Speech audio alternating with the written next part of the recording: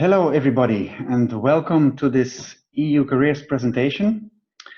These are peculiar times, and they demand peculiar measures, and that's why we're all behind our computers, and this whole event is happening remotely.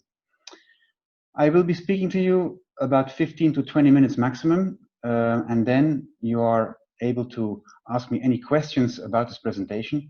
You can even send in your questions in the chat box on the go. You may know that this presentation has been pre-recorded, so you can't really interrupt me, but just listen to it. It's, as I said, it's only like 15-20 minutes, and then we'll be able to chat back and forth during another half hour, okay? I will share my screen with you, so you'll have a look at a number of slides I will show you. You will also find this presentation on this stand of the event, okay? You find exactly the same slide deck there, so you can have a look there, and if you have any questions about it, always get back to it. Okay, so let's start sharing my screen. Here it is, and there we go. So, as I said, a couple of words about career opportunities with the EU institutions. We are, as you know, 10 EU institutions in which you can end up working. If you want to work in any of those, and you know the major ones, the Commission, the Parliament, the Council, the Court of Justice, Court of Auditors, many of those are based in Luxembourg, by the way. That's why we are attending this event mainly.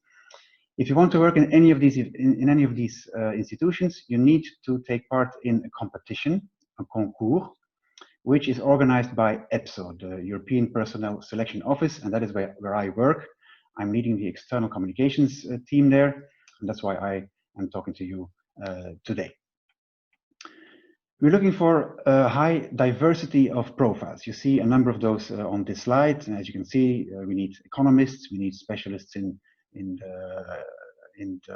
accountancy, in audit, we need scientists, we need journalists, we need psychologists, we need nuclear inspectors, we need web designers, and you name it. We have an opportunity for practically anybody to come and work with us. You only need to meet a quite small number of eligibility criteria to come and work with us. First of all, you need to be an EU citizen. You need to speak at least 2 EU languages, so your own or your first language plus a foreign one. And you need a degree, be it a graduate degree or a non-graduate degree, okay? Of course, you need to want to work in multicultural and multilingual teams. As you know, we're an international work environment, so it's quite self-explanatory. We offer quite interesting and challenging work. Wherever you work, in any institution or service you would end up, you are on top of the policy or on top of the subject that that service deals with. It's quite high demanding, but it's very rewarding. So I can only tell you that I have been liking this for the last 23 years. I've been recruited actually in Luxembourg. My first job in Luxembourg was in the publications office where I started my EU career. After that, I joined a number of services in the Commission in Brussels, and now I'm, as I said, working in EPSO for the last 12 to 13 years. Normally, in normal times, we offer the opportunity to travel for your work. And I used to travel to different member states to try and promote EU careers. And if you are a case handler or a desk officer in any given policy, you normally are required to go and meet authorities, local authorities or national authorities, companies in the different member states, or even outside the EU, depending on the work you do, to go and meet them and discuss subventions, projects, ongoing works, and so on. For the time being, everything happens remotely, as you can understand. We offer quite some nice aspects to our staff, and the most interesting one, in my view, is the job mobility, the internal job mobility, which basically means that once you start working with us, once you have a first job with us, you don't necessarily need to do this job for the rest of your days that you are with us. Through a system of internal job mobility, you can switch between services, between institutions, and between cities. And in this way, you can really make your own career in the years to come, develop new skills, develop new competencies, learn new things about different policies, and find your best way in your career. It's really advisable to use this system. It's very commonly used. Many people change every 3, 4, 5 years to do something completely differently. This works quite easily. Basically, we have an internal database of job vacancies. And when you're interested in a new job, you have a look at this database. If there is something which you like, you do an interview with that future head of unit. If it matches, you take up your new job. If not, you stay where you are. So basically, you can't really lose. You can only win and improve and advance in your career in that way. We pay a lot of attention to the work-life balance, to well-being initiatives, and to personal development. So we have lots of courses where you can learn new languages and new skills. So all that is taken care of. We offer quite some nice benefits. As you can see on this slide here, our salaries are quite nice. We have a good pension scheme. We have allowances for families and children. We have European schools, so children can be educated in their first language. We have a good insurance system, so basically the whole package is quite nice. Now a couple of slides about the actual competition. So as I said in the beginning, if you want to come and work with us, you need to take part and be successful in what we call a competition, okay? If you are successful in a competition, you become what we call a permanent official, okay, a fonctionnaire in French. And I will explain you how the selection procedure works.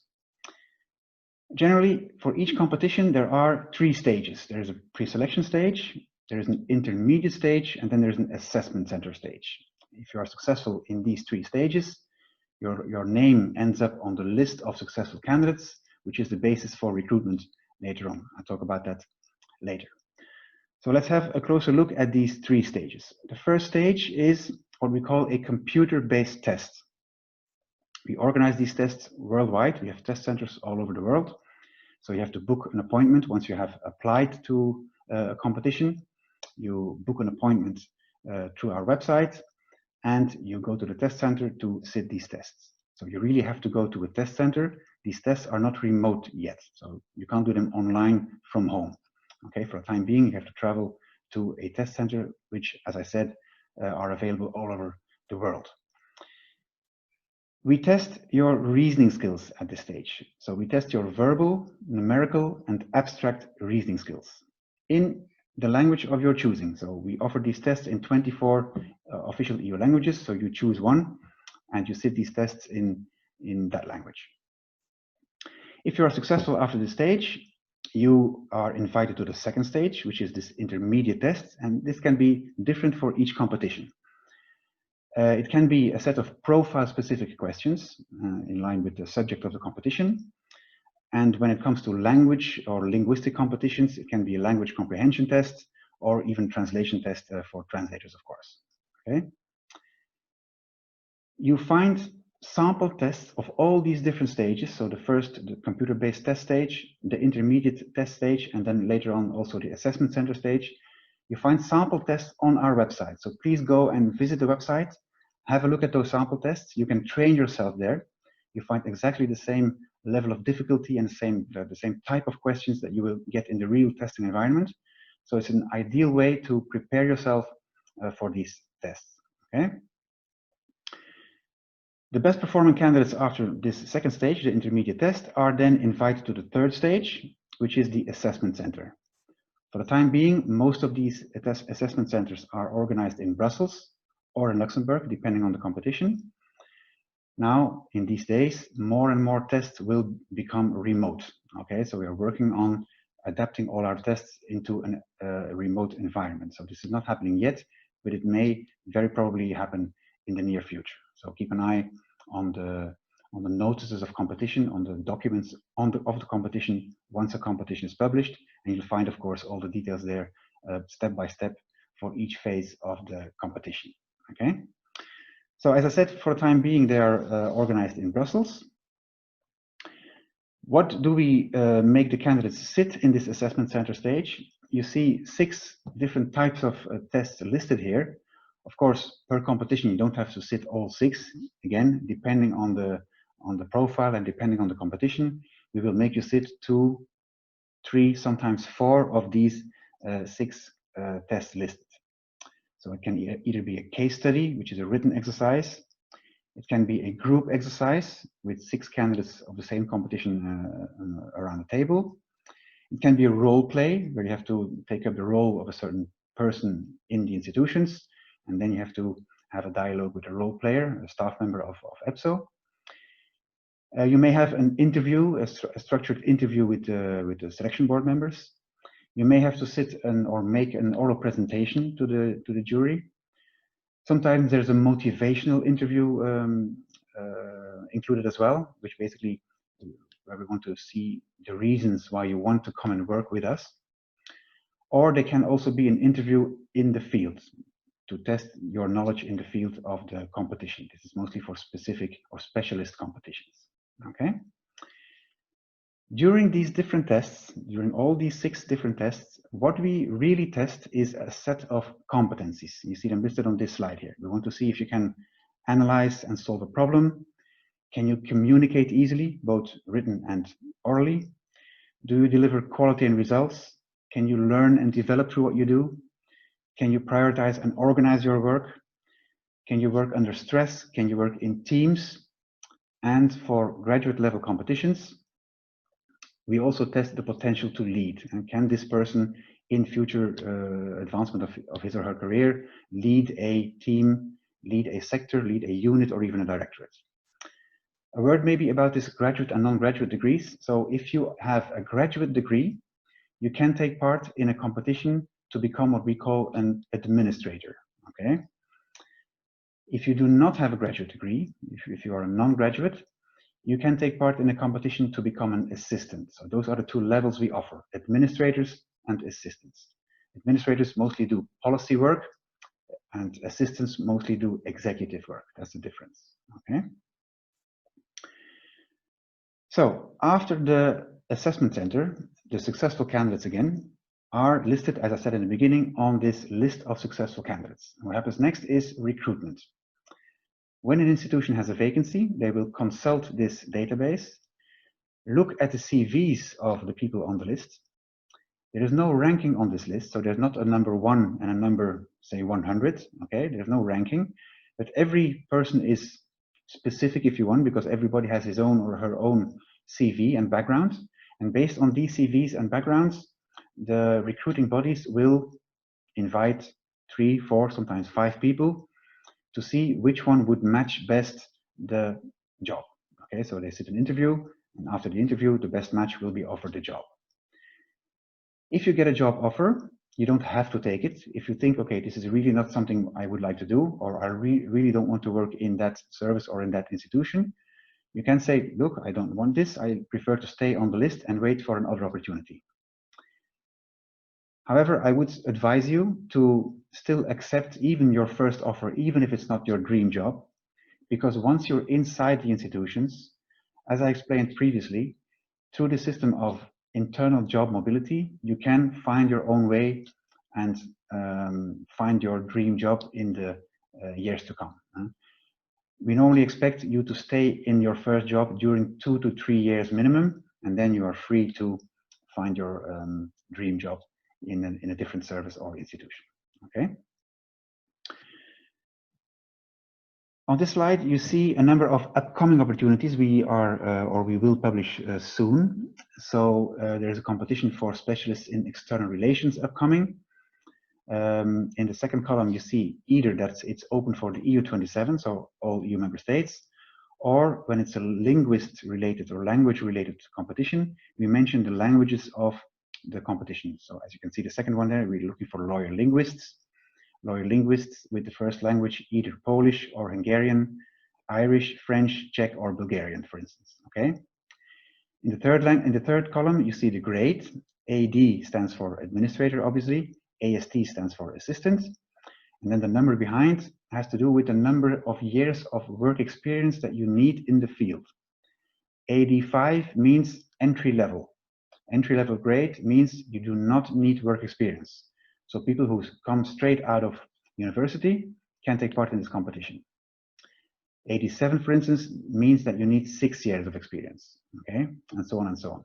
All this, again, is detailedly explained in the notice of competition, the big legal document which we publish on our website when we launch a new competition. Okay.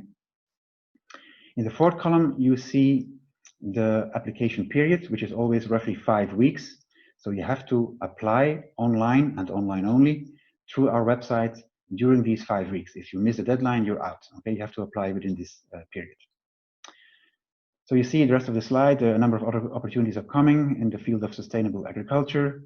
We're looking for proofreaders in a number of languages. Then we need chemists, and then again, translators also at the end of the year.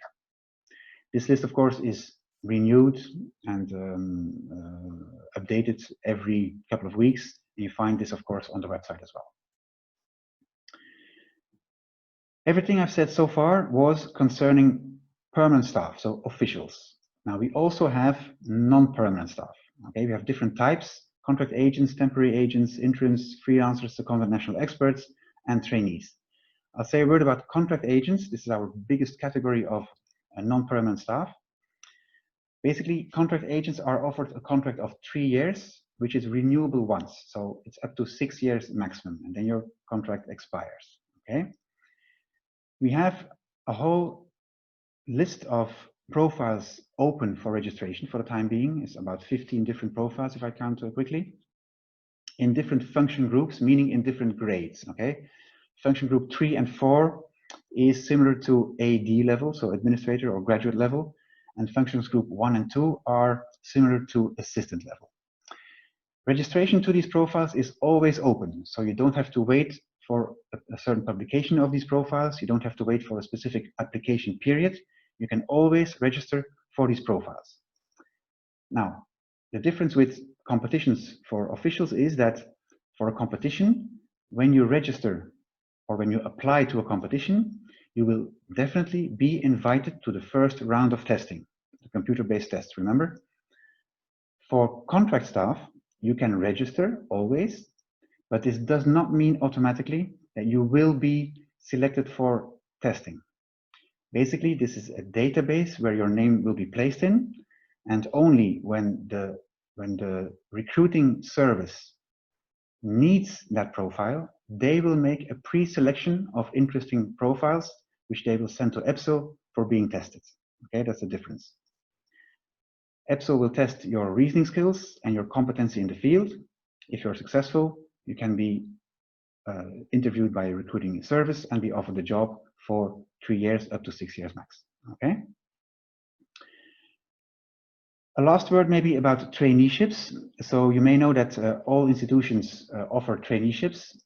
Again, this year it will probably be a bit different because normally trainees are welcomed to Brussels or to Luxembourg, and they spend 5 months in the service, really in the place of work, of course.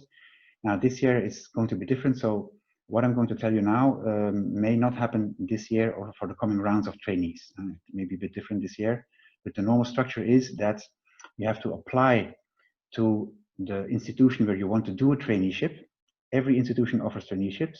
On this website at the left here, you see the bulk of institutions and the links to their application pages. We have this slide here available on the website, so you find all the links to the traineeships there.